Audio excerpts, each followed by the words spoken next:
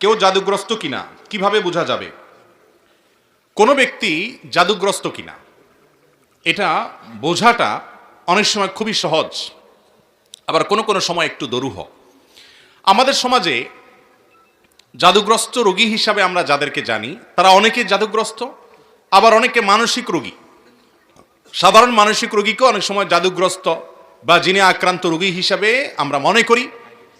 এটা অনেক সময় ভুল হয় আমাদের।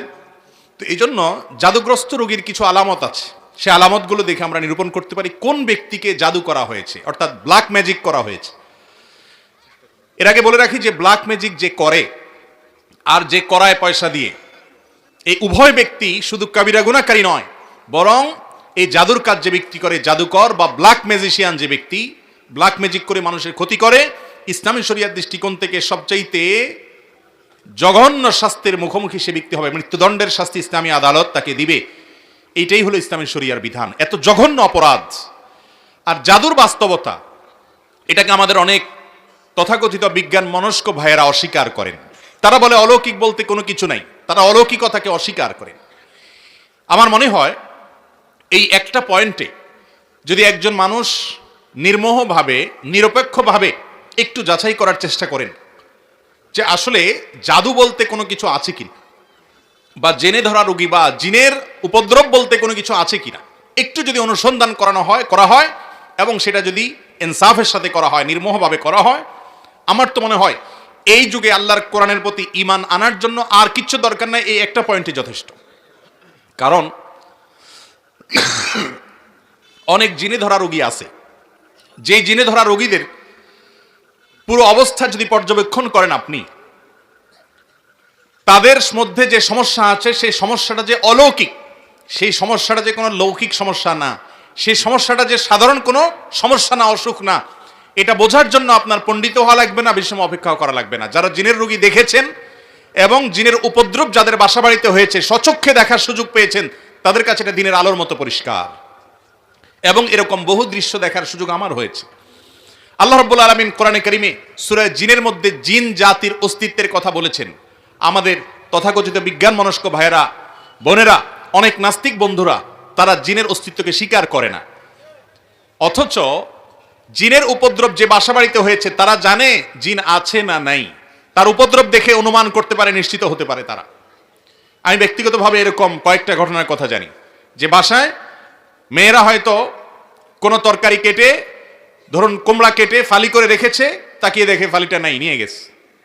কে নিয়ে গেছে? আমার কোনো বিজ্ঞান মনস্ক ভাই এটার কোনো ব্যাখ্যা দাঁড় করাতে পারবেন না। ফ্রিজ থেকে ডিম এনে ড্রয়িং রুমে মাঝখানে ছেড়ে দিস, কে ফেলেছে? কোনো ব্যাখ্যা বিজ্ঞান মনস্ক ভাইরা বের করতে পারবেন না। এবং হয়তো জিনে কোনো ব্যক্তির উপরে আক্রমণ করেছে, তার উপরে সওয়ার হয়ে বসেছে, এই ব্যক্তি তাকে নিয়ে গাছের ডালে নিয়ে গেছে। এই ধরনের ঘটনাগুলো আমাদের চোখের সামনে অনেকবার ঘটেছে। এবং জাদুগ্রস্ত রোগীর বিষয়টা আরো পরিষ্কার। বিশেষ করে কোনো ব্যক্তি যখন জাদুগ্রস্ত হয়, জাদুর অনেক প্রকার আছে, এক একজনকে এক একভাবে জাদু করা হয়। নারীদের উপরে অনেক সময় ভিন্ন ধরনের জাদু করা হয়, পুরুষদের উপরে ভিন্নভাবে জাদু করা হয়। এই জাদু কারোর উপরে করা হয়েছে কিনা এটা বোঝার জন্য একটা মৌলিক আলামত হলো জাদুগ্রস্ত ব্যক্তি কোরআনে কারিমের তেলাওয়াত সহ্য করতে পারে না, কোরআনের তেলাওয়াত সহ্য করতে পারে না। গত বোধহয় কয়েক সপ্তাহ আগে আমার বাসায় এরকম একজন রোগীকে এক ভদ্রলোক নিয়ে আসলেন, এনে বললেন, ভাই এই লোকটাকে কেউ বা কারা জাদু করেছে, ব্ল্যাক ম্যাজিক করেছে। এবং তার আলামত হিসাবে তারা বললেন যে এ আজানের আওয়াজ শুনলে পাগলের মতো ছটফট করে, সে টিকতে পারে না, এবং কোরআনে কারিমের তেলাওয়াত সে শুনতেই পারে না। আমার চোখের সামনে তার সঙ্গে যখন কথা হচ্ছিল, কোরআনে কারিমের তেলাওয়াত শুনে তার শরীরে আমি নিজের চোখের সামনে দেখলাম যে তার পাঁওগুলো, আঙ্গুলগুলো এরকম সব বাঁকা হয়ে যাচ্ছে, পুরো শরীর কোকড়ায় বোকড়ায় যাচ্ছে ভয়ঙ্কর ভাবে। আমার বিজ্ঞান মনস্ক ভাইরা, কোরআন তেলাওয়াতের সময় কেন এমন হয়? তেলাওয়াত শেষ আবার সে স্বাভাবিক, এটার কোনো ব্যাখ্যা কিয়ামত পর্যন্ত হয়তো দাঁড় করাতে পারবেন না। এই জাদুর অস্তিত্বকে অস্বীকার করার কোনো সুযোগ নেই। কোরআনে কারিমে আল্লাহ রাব্বুল আলামিন জাদুর অস্তিত্বের কথা উল্লেখ করেছেন, জিনের উপদ্রব হয় সে কথা আল্লাহ তাআলা কোরআনে উল্লেখ করেছেন। এই জন্য কোনো ব্যক্তি জাদুগ্রস্ত কিনা এটা বোঝার জন্য একটা মৌলিক আলামত হলো কোরআনে কারীমের তেলাওয়াত সাধারণত জাদুগ্রস্ত রোগী সহ্য করতে পারে না এবং অস্থির হয়ে যায়, কখনো শরীর ফুলে ওঠে, কখনো ছটফট করে, কখনো সে তেলাওয়াত বন্ধ করার জন্য তার যত জোর আছে তত জোর দিয়ে চেষ্টা করে। আমার পরিচিত অনেক মানুষ আছে এমন যাদের কথা জানি আমরা, কোরআন তেলাওয়াত তারা সহ্য করতে পারে না। তো এটা একটা আলামত যে লোকটাকে ব্ল্যাক ম্যাজিক করা হয়েছে। এরকম আরো বহু আলামত আছে। কখনো কখনো ব্ল্যাক ম্যাজিক করা হলে এই ব্যক্তি দিন দিন শুকায় যায়, খেতে পারে না, বাসার থেকে বের হতে পারে না, বিছানা থেকে উঠতেও পারে না ভালো করে। এমনিতে তার মধ্যে কোনো রোগ নেই। গত জুমার আগের জুমার সম্ভবত এরকম এক রোগীর কাছে এক ভদ্রলোক আমাকে নিয়ে গেলেন। তার দেশের বাইরে বিভিন্ন নামি দামি হাসপাতালে ট্রিটমেন্ট করেছেন, অনেক বড় বড় ডাক্তার দেখিয়েছেন, তার কোনো রোগ ধরা পড়ে না, কোনো ডায়াগনোসিস হয় না। তার সমস্যা হলো তিনি বিছানা থেকে উঠতেই পারেন না, দুর্বল হয়ে পড়ে থাকেন এবং সমস্ত ট্রিটমেন্ট করার পর খোলাসা আসলো তার শরীরে আসলো তেমন কোনো রোগই নেই। ভাইরা আমার, এই ধরনের সমস্যা আজকাল আমাদের ঘরে ঘরে অহরহ হচ্ছে। তো এই জাদু যেটা দিন দিন আমাদের সমাজে বেড়ে চলেছে, মূলত এখানে শয়তানের আশ্রয় নেওয়া হয় এবং কুফরি কালাম পাঠ করা হয়। এগুলোর মাধ্যমে মানুষের ক্ষতি করতে পারে। আল্লাহ রাব্বুল আলামিন সে অপশন রেখেছেন, এটা এক ধরনের পরীক্ষা, আল্লাহর বিভিন্ন হিকমা আছে এর পিছনে। তো যাই হোক, তো এই ধরনের জাদুগ্রস্ত ব্যক্তি যদি ধরা পড়ে, এই ব্যক্তির ট্রিটমেন্ট কি সেটা বলার আগে আরো কয়েকটা আলামত বলি। অনেক লোক আছে যাদের উপরে জিনের উপদ্রব হয়, জিন সাওয়ার হয়। জিন সাওয়ার হওয়ার একটা বড় আলামত হলো বেশি বেশি হাই তোলা, প্রয়োজনে অপ্রয়োজনে অনবরত হাই তুলতে থাকে। আমার এক নিয়ারেস্ট আত্মীয়কে, ছোট বাচ্চা মানুষ, আমি দেখেছি যে অনবরত মিনিটে মিনিটে হাই কোনোভাবে বন্ধ করা যায় না, হা করে থাকে, সারাক্ষণ সে হাই তুলতে থাকে এবং তার ঝিমানি আসতে থাকে। এটা এক প্রকার আলামত দুষ্ট জিনের উপদ্রব কারোর উপরে হওয়া। এর পাশাপাশি চোখ দিয়ে অনবরত পানি পড়তে থাকার অনেক আলামত আছে। বিশেষ করে যারা এই ঝাড়ফুঁক করেন এই সমস্ত লোকেরা এগুলো ভালো বলতে পারবেন। আমি মৌলিক কয়েকটা আলামত বললাম, এই সম্পর্কে আমি এক্সপার্ট না। এই জন্য যেগুলো আমার চোখের সামনে দেখেছি, বিভিন্ন অভিজ্ঞ ব্যক্তিরা অভিজ্ঞতার আলোকে লিখেছেন এবং বর্ণনা করেছেন, সেগুলো আলোকে কয়েকটা আলামত বললাম। জাদু থেকে বেঁচে থাকার জন্য সাধারণভাবে আমাদের আমল হলো সকাল সন্ধ্যার দোয়াগুলো বেশি বেশি করে পড়া। আমরা একটা ছোট্ট বই লিখেছি, সকাল রাসূলুল্লাহ সাল্লাল্লাহু আলাইহি ওয়াসাল্লামের সকাল সন্ধ্যার দোয়া ও জিকির। এই বইটা as-সুন্নাহ ফাউন্ডেশনে অর্ডার করে যে কোনো জায়গা থেকে পাওয়া যেতে পারে। এই বই ছাড়া আরো বিভিন্ন হিসনুল মুসলিম আছে, আরো বিভিন্ন বই আছে দোয়ার, সেগুলোতে সকালে এবং সন্ধ্যা নবী সাল্লাল্লাহু আলাইহি ওয়াসাল্লাম যে দোয়াগুলো পড়তেন, এর মধ্যে বিশেষ করে কয়েকটা দোয়ার কথা বলি। নাম্বার 1, সূরা ইখলাস, কুল হুয়াল্লাহু সূরা 3 বার, সূরা ফালাক 3 বার, সূরা নাস 3 বার সকালে, আবার সন্ধ্যায় 3 বার করে আসরের পরে বা মাগরিবের পরে পড়বেন।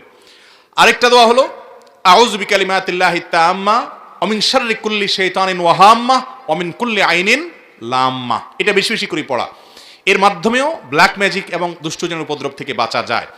এছাড়া দুষ্টজনের উপদ্রব থেকে বাঁচার জন্য আলাদা অনেকগুলো আমল আছে। একটা ভিডিওতে আমরা বলেছি 15টি আমল আছে।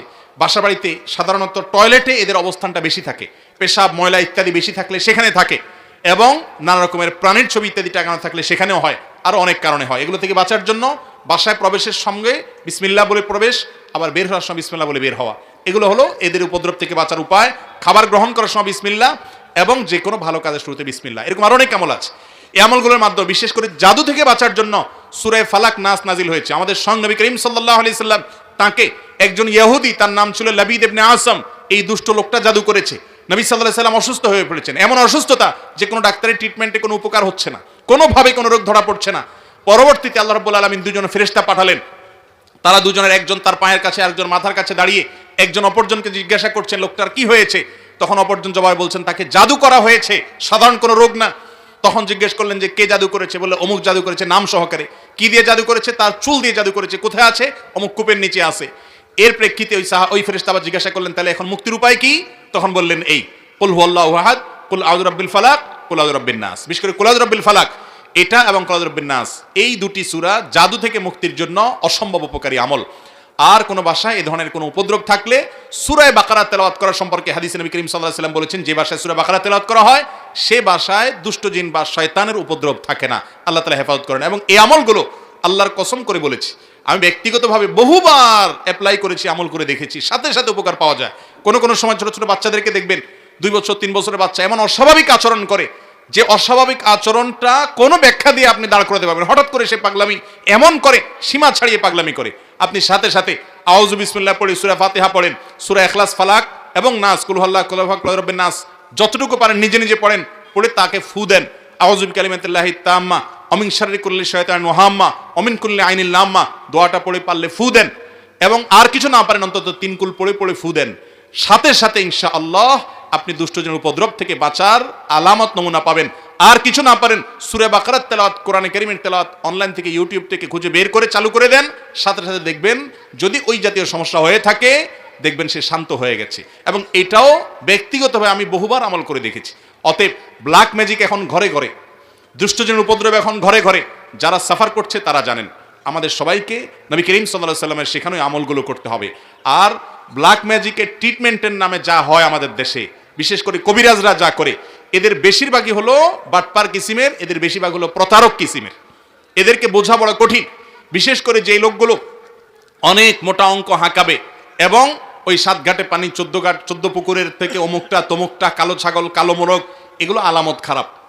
কোরআনে কারীম থেকে সরাসরি যারা ট্রিটমেন্ট করে, এই ট্রিটমেন্টগুলোই সাধারণত হয়ে থাকে সঠিক এবং যথার্থ ট্রিটমেন্ট। এরকম ঝাড়ফুকালা মানুষ অবশ্যই খুঁজে পাওয়া অনেক কঠিন হয়। আল্লাহ রাব্বুল আলামিন ব্ল্যাক ম্যাজিক সহ জাতীয় যত সমস্যা আছে এগুলো থেকে আমাদেরকে বেঁচে থাকার তৌফিক দান করুন।